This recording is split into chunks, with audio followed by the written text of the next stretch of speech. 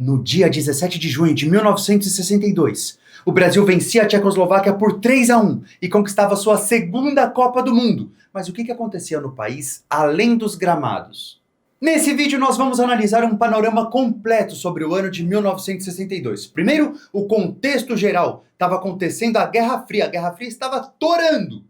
Em segundo lugar, a gente vai falar sobre o governo do Brasil. Quem que estava lá? Quem que era o presidente? A gente já sabe agora que é o João Goulart, ou Jango. E a gente vai trazer dados socioeconômicos para a gente entender melhor do nosso país nesse contexto. Em terceiro e último lugar, a gente vai falar sobre a Copa de 1962 que aconteceu no Chile e teve o Garrincha como a maior estrela brasileira. Ele fez de tudo, ele fez o diabo, ele fez até agressão. Se liga.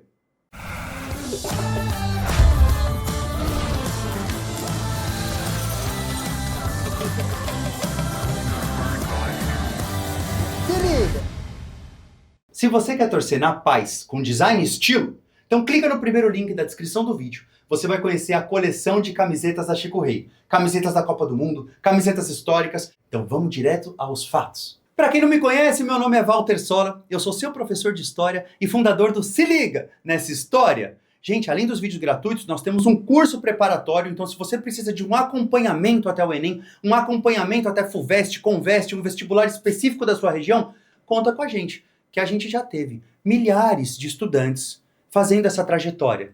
Com o nosso acompanhamento vai ficar mais fácil. Se liga. Toda a década de 60 foi marcada pela Guerra Fria. E a Guerra Fria estava no auge em 1962, pelo menos para muita gente. 1962 foi o ano que o planeta, que a Terra quase fez puf. Cuba quis levar uma com os Estados Unidos. E aí a gente teve um momento de muita tensão, ameaça para todo lado. Na época, a gente pode dizer que em 1962 houve uma verdadeira crise dos mísseis. E Cuba contava com o apoio da União Soviética. Então isso explica em partes por que Cuba tentou enfrentar logo os Estados Unidos.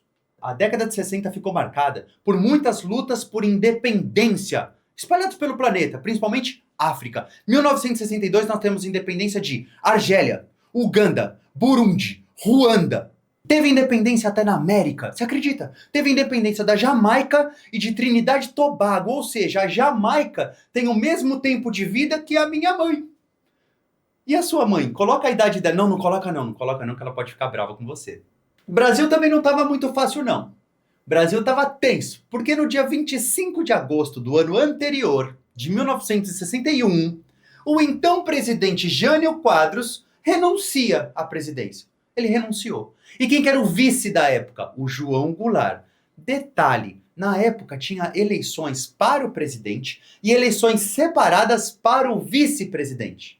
Como grande parte dos políticos da época e dos poderosos da época eram contra o João Goulart e contra também o seu partido, o PTB, eles fizeram de tudo para tentar impedir a posse do João Goulart. Vê que coisa. Então o Jânio Quadros tinha renunciado dia 25 de agosto e foi só em setembro, dia 7 de setembro, que João Goulart consegue assumir. E ele nem conseguiu assumir assim como um presidente como todos os outros. Ele assumiu num esquema de parlamentarismo que a Câmara inventou. Foi muito rápido. De repente o Brasil deixa de ser um país presidencialista e se torna um país parlamentarista, justamente em 1962, que é o ano da Copa. Os poderosos do Brasil não queriam deixar o Jango entrar. E enquanto o Jango foi presidente, eles ficavam articulando de que jeito a gente consegue tirar ele daqui. A elite ficava tão... Elite, né? Os poderosos da época ficavam tão assustados com a presença e com os planos do João Goulart que eles ficavam articulando, a gente precisa tirar ele. Isso vai acontecer através de um golpe civil-militar no dia 1º de abril de 1964. Mas isso é depois, né? Durante o ano da Copa do Mundo, o Jango estava lá, num país parlamentarista, mas estava. Mas nem tudo era problema também. Existe a cultura para nos aliviar. E essa é a época do sucesso dos Beatles internacionalmente falando. E dentro do Brasil, um filme fez muito sucesso nos cinemas. O Pagador de Promessas. A população brasileira já era de 74 milhões de pessoas, mais ou menos 1/3 do que é hoje. E dessas 74 milhões de pessoas, 4,5 milhões votaram no João Goulart para vice-presidente. Não vamos esquecer que na época eram duas eleições separadas, para presidente de um lado e para vice-presidente do outro. Então o Jânio Quadros, que foi eleito presidente, ele era de um espectro político, ou seja, ele era de um lado muito diferente do lado do Jango. Ninguém esperava que o Jango tivesse que assumir e foi isso que aconteceu em setembro de 61. A nível de curiosidade, a moeda brasileira da época se chamava Cruzeiro. Desde 1942, a gente não usava mais a moeda antiga, conhecida como réis. Aí passou a ser Cruzeiro, que só ia mudar de novo lá em 67, ia virar Cruzeiro novo. Então, em 62, tínhamos a moeda Cruzeiro. E o Jango assume em setembro de 61. Como é que ele conseguiu assumir se tanta gente poderosa era contra ele? Assumiu porque conseguiram fazer um esquema ali de última hora e transformar o Brasil num parlamentarismo. Porém, esse parlamentarismo ele vai durar somente durante o ano de 1962 mesmo, só o ano da Copa. Em janeiro de 63, o João Goulart e os seus apoiadores, seus aliados, conseguiram aplicar um plebiscito que já tinha sido prometido antes e a população brasileira decide que queria viver num presidencialismo mesmo. Ah não, parlamentarismo não combina com a gente não, larga isso, que história esquisita, que história torta. E aí a partir de janeiro de 63, o Jango consegue governar como um presidencialismo, um sistema que a gente já está mais acostumado. E esse governo do Jango só é possível porque o Jango era apoiado, claro, pelo seu próprio partido, o PTB, o Partido Trabalhista Brasileiro, que tinha muito apoio dos aliados do Getúlio Vargas, eita, que é um partido com alguma história. E ele tinha apoio do maior partido da época.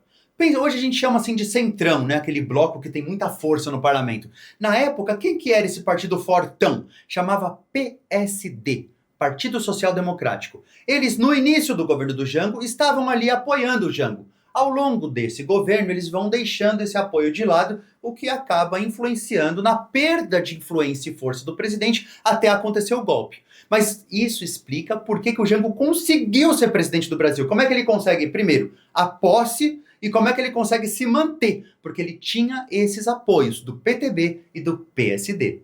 A economia brasileira estava desafiadora no mínimo. Dívida externa de mais de 3 bilhões de dólares. Não pesquisa quanto é hoje não. Senão você vai ter uma saudade de 1962 que você não tem ideia. A inflação na época era pior que a de hoje. A inflação girava em torno de 40% ao ano. O João Goulart precisou chamar especialistas de diversas áreas para poder entender como é que o Brasil sairia daquele momento econômico difícil. E esses especialistas não se intimidaram. Olharam no olho do Jango e falaram assim, ó, o Brasil para sair dessa vai precisar de reformas profundas. Aí o Jango perguntou, mas espera aí, que tipo de reformas são essas? E os especialistas responderam, reforma urbana, reforma bancária, reforma tributária, reforma universitária, reforma eleitoral e reforma agrária. O Luciano Huck arrepia de escutar esse tanto de política pública. Essas são as reformas de base, importantíssimas para a gente entender o porquê que o Jango tomou o golpe que tomou. Durante o parlamentarismo de 1962, era muito difícil do Jango conseguir aplicar quaisquer dessas reformas.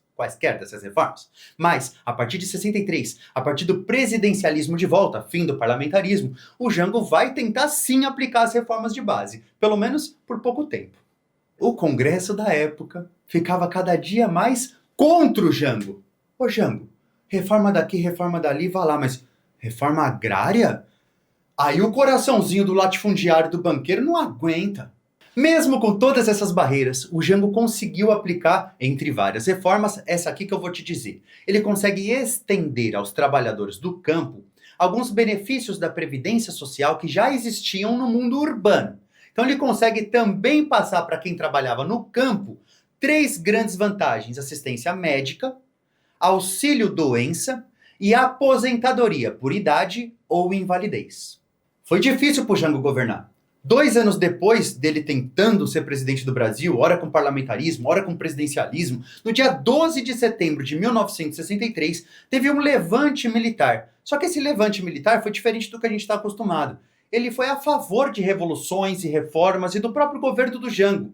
Aí, as elites, ou melhor, os poderosos da época, de alguma forma influenciaram a mídia, porque no dia seguinte, não por coincidência, saía estampado no jornal a palavra basta.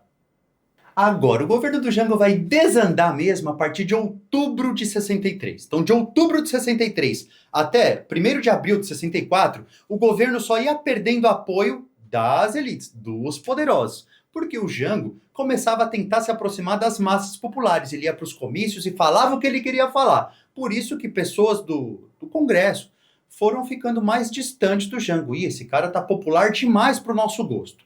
Mas isso acontece tudo depois da Copa do Mundo. Vamos falar agora da Copa do Mundo de 62. A Copa do Mundo de 1962 foi muito diferente do que a gente está acostumado hoje. São outros regulamentos, é uma outra tabela.